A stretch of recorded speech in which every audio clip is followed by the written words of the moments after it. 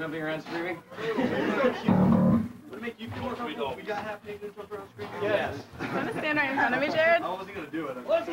Hey! Right there.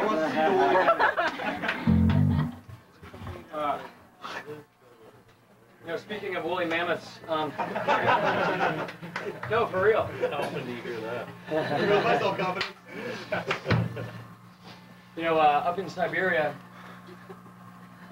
there's actually, in the ice caves there, the corpses of the woolly mammoths are preserved. Ever since the Ice Age, they never rotted because it's so cold up there. And for a long time, there was actually an exportation. This is kind of a weird thing to talk about between songs, but there was quite an exportation industry of woolly mammoth corpses out of Siberia, for real. You guys know the story of Bakunin? The who? Bakunin. What about? Yeah, when you, the who? Bakunin, fucking You can. Dr. Seuss story. No, Bakunin was an anarchist, a Russian anarchist who got imprisoned in Siberia and thought that was the end of his life. And he escaped from the prison and crossed Siberia pretty much on foot and got to Japan and, like, hitchhiked from Japan back to the United States and from there back to Europe so that he could keep up his anarchist activities, which is, you know, it's basically a story of death and reincarnation and rebirth there. But I imagine Bakunin, like, wandering through the Siberian wilderness, just everything covered in ice, freaking out, figuring he was at the end of his life, and finding a cave which he thought he would go to starve and die in. And it has the enormous corpse of this crazy animal left over from before the time when we were even able to kill off animals. And it's still fresh enough for him to eat and survive and make it to Japan. So that's our anarchist fairy tale for tonight. That was before we'd invented veganism, so...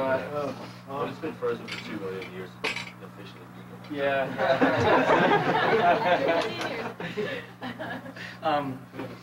Did he have a microwave or?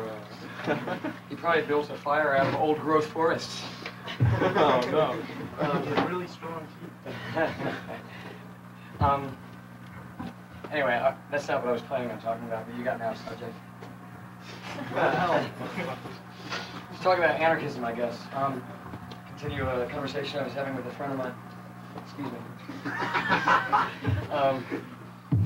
A friend of mine earlier this evening, about Vermont's laws about whether people can marry people of the same sex or not, which is pretty ridiculous. I was going to say it's fascinating how the conservatives say that they don't care about government, they don't want government interfering with our lives.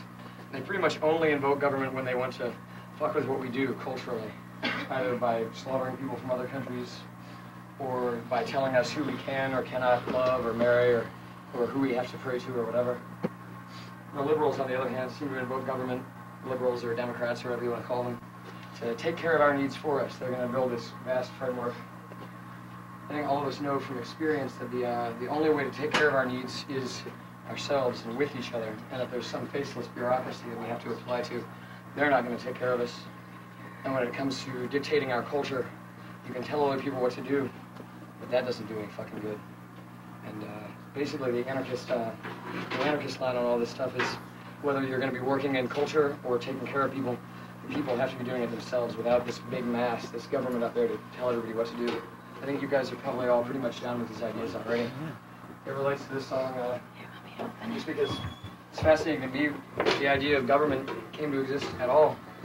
This big illusory monster that we project all of our own abilities onto. And that we would turn to this illusion, which is pretty much made from our own power as active human beings, and beg from this illusion that, that it would take care of us, when it's really just our power that's going to take care of us if anything is.